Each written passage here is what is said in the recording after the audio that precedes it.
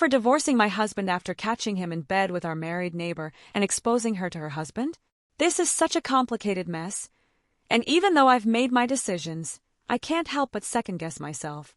It feels like everything I thought I knew about my life has been flipped upside down.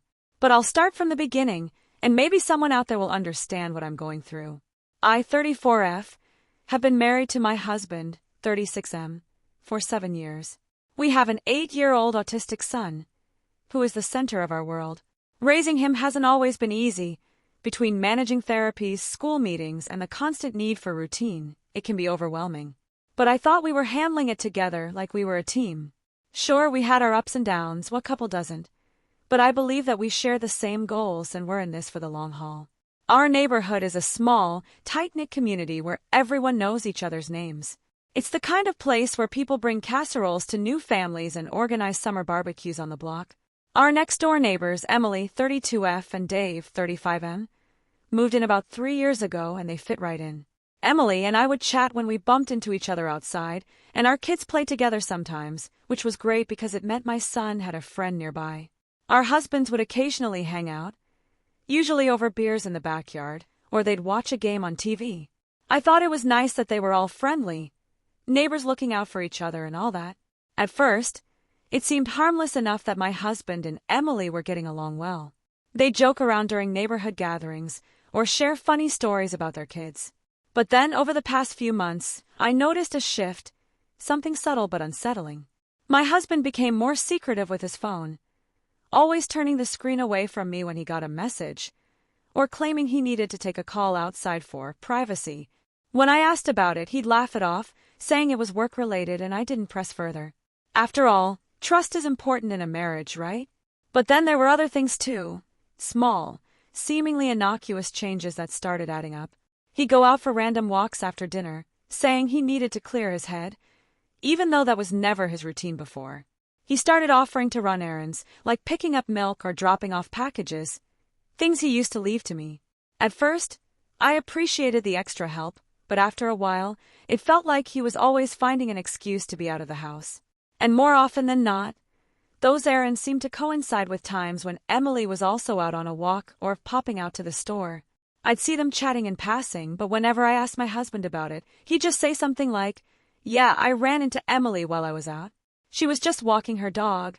I tried to ignore the uneasy feeling in my stomach.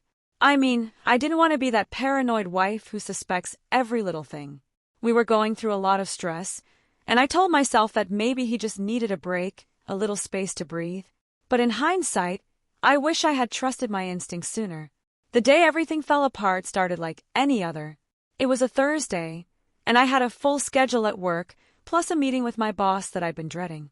Halfway through the morning, I got a call from my son's school. Turns out, there was a half-day for professional development that I had completely forgotten about. No one could pick him up except me. So I rushed out of the office, sent my boss a quick email apology, and drove to the school, cursing my forgetfulness. I figured I'd surprise my husband by taking the rest of the day off, maybe spend some family time together. But as soon as I pulled into our driveway, I noticed that my husband's car was parked in front, which struck me as odd. He was supposed to be working late that day. He had even mentioned that he'd be catching up on some overdue projects. I didn't think too much of it at first, figuring maybe his plans had changed, and he'd come home early. I unlocked the front door and stepped inside, calling out his name. No answer. That was strange too, since he'd usually greet me, but I figured he might have headphones in or be taking a nap. I walked down the hallway, planning to find him and surprise him with the news that I'd picked up our son early. But when I reached our bedroom door, I heard voices, low, urgent whispers that made my heart skip a beat. I pushed the door open, and there they were, my husband and Emily, tangled together in the sheets. In our bed, they both jumped when they saw me, scrambling to cover themselves. My husband stammered, trying to explain, but the words made no sense to me. Emily burst into tears, sobbing that it was a mistake and begging me to forgive her. But I couldn't process any of it. It felt like the ground had been pulled out from under me, like I was falling into some nightmare I couldn't wake up from. Without a word, I turned and walked out of the room. My hands were shaking, my breath coming in short gasps. I got back into my car, drove to the school, and picked up my son. I tried to keep my voice steady as I asked him about his day, but inside I was breaking apart. That night, I waited until our son was asleep before confronting my husband.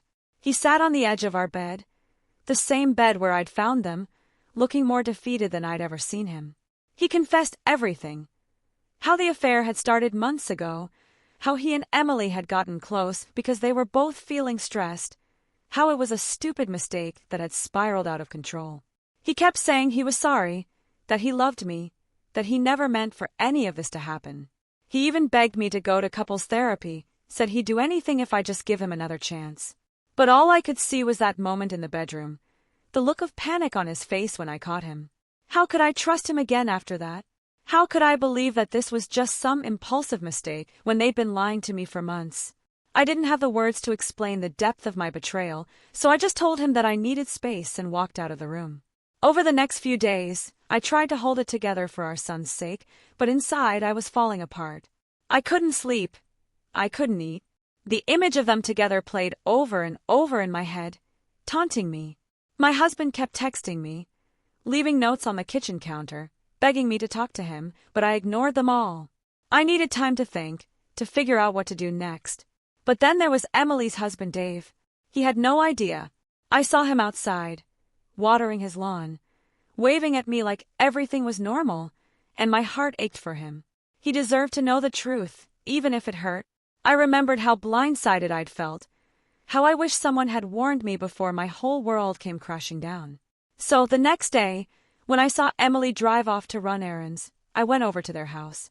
I knocked on the door, and Dave answered with a smile, but it quickly faded when he saw my face. I told him everything.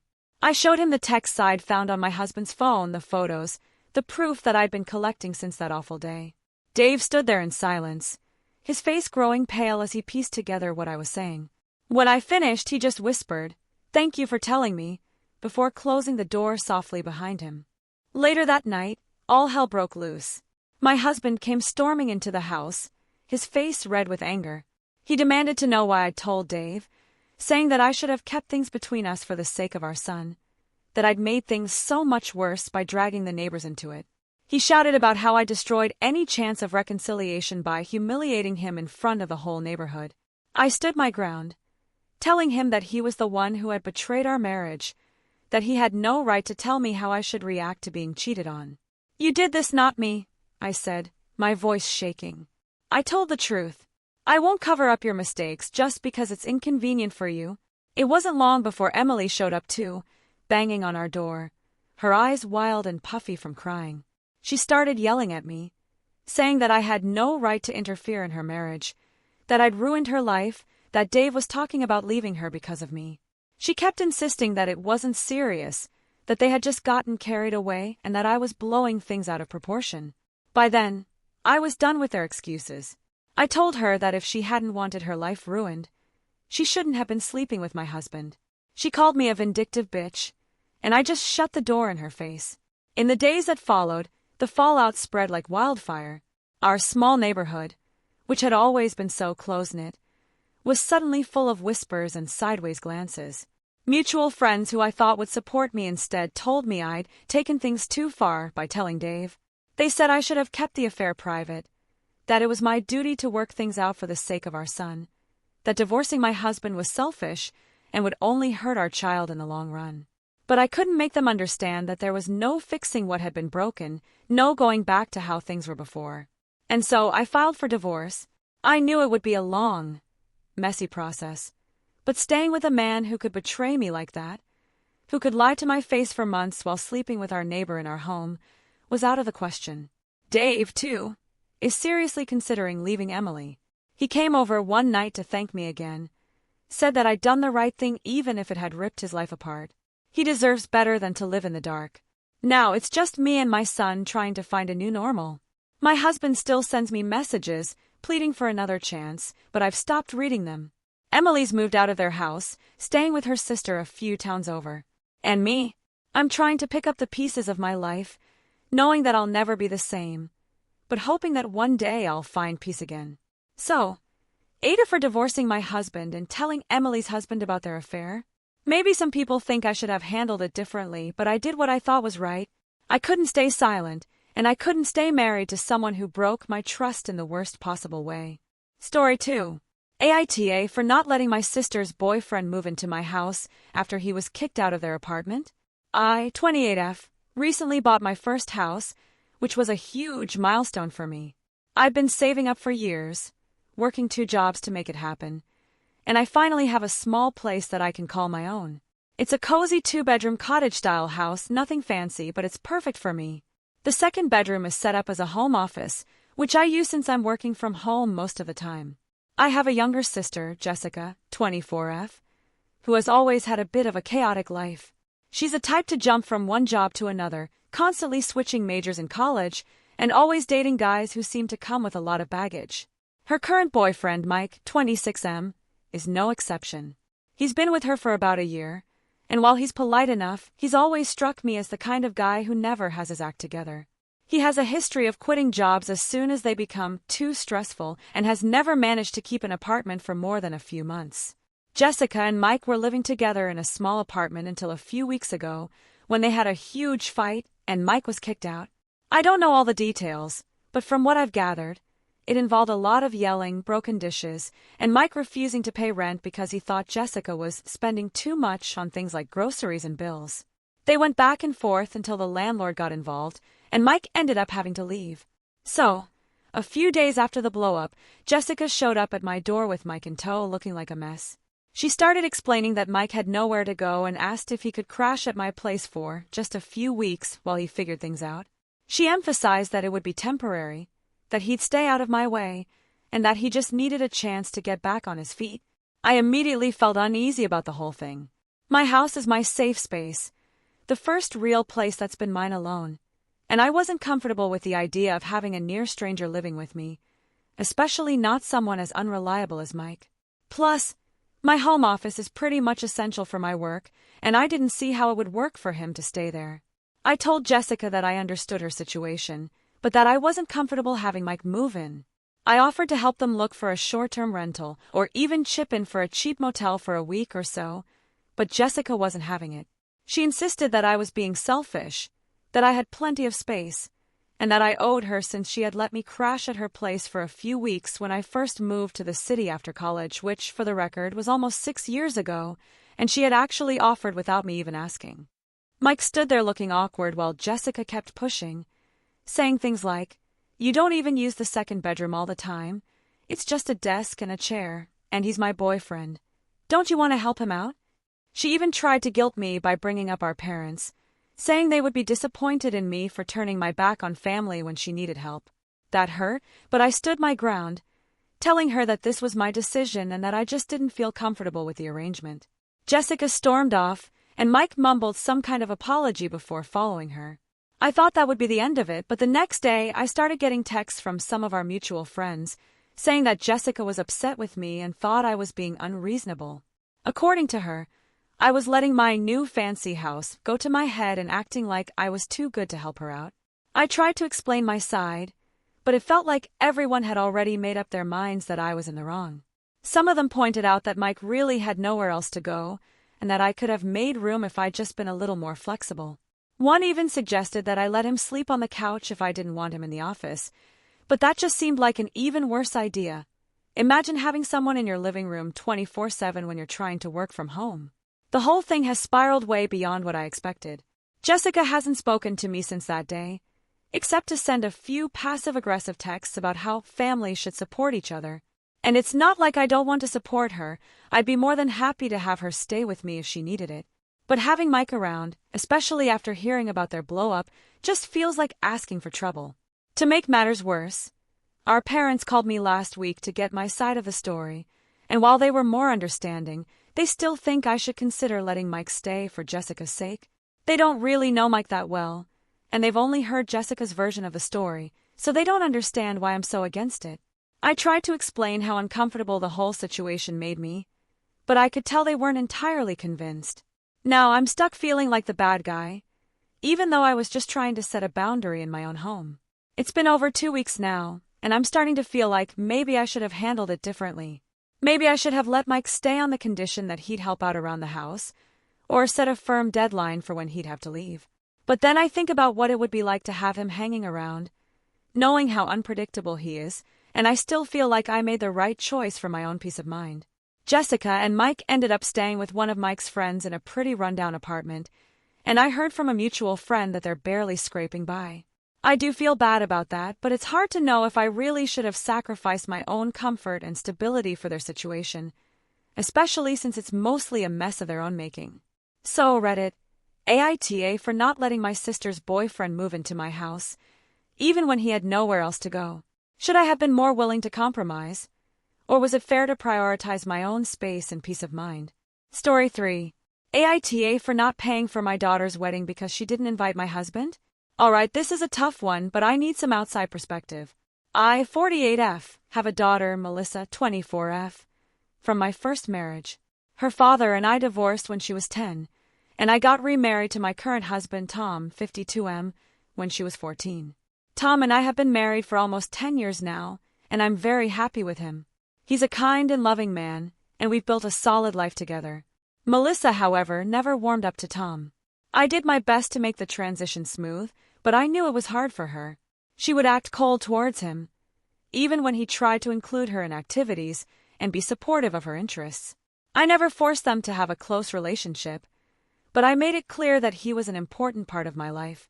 Over time, it felt like things improved a little. She became more polite to him, and I thought she'd at least come to accept him.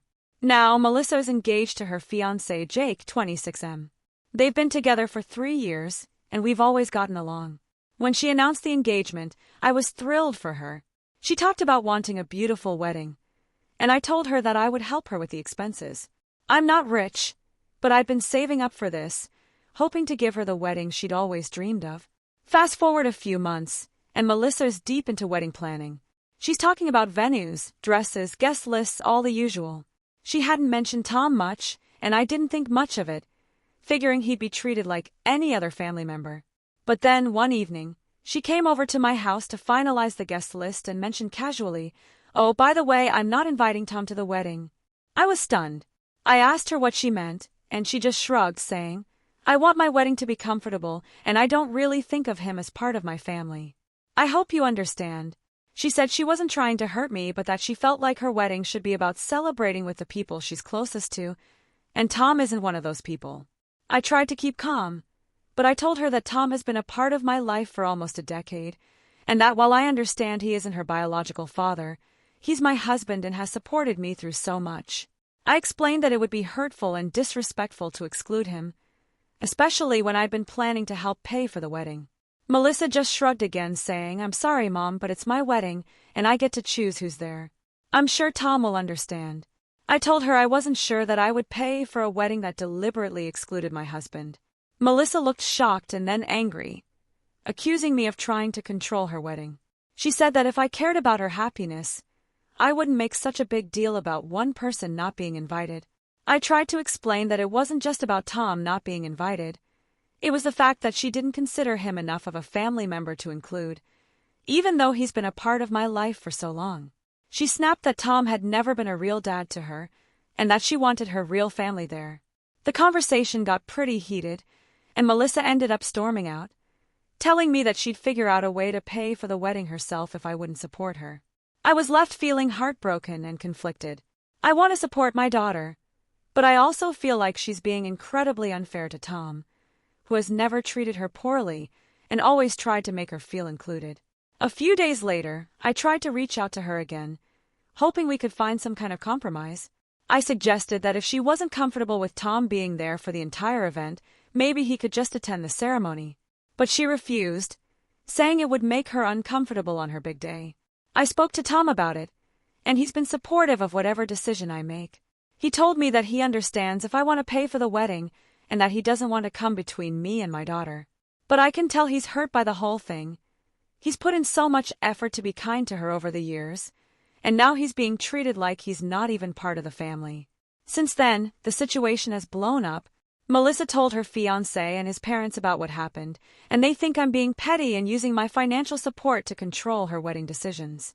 Melissa even posted a vague status on social media about how some parents only support you when you do what they want, which led to a flood of comments from her friends saying things like, "Your wedding, your rules," and no one should be forced to invite anyone to their own wedding. I've also gotten calls from my ex-husband, her father, who thinks I'm being unreasonable and that I should put my daughter's feelings first because it's her special day. He even offered to cover part of the wedding costs himself if that's what it would take to smooth things over, but I feel like that's missing the point entirely. I keep thinking about how devastated I'd feel if I went to the wedding without Tom, knowing he was being deliberately excluded. I've always tried to be a good mother, but I feel like supporting this decision would be a betrayal of my marriage.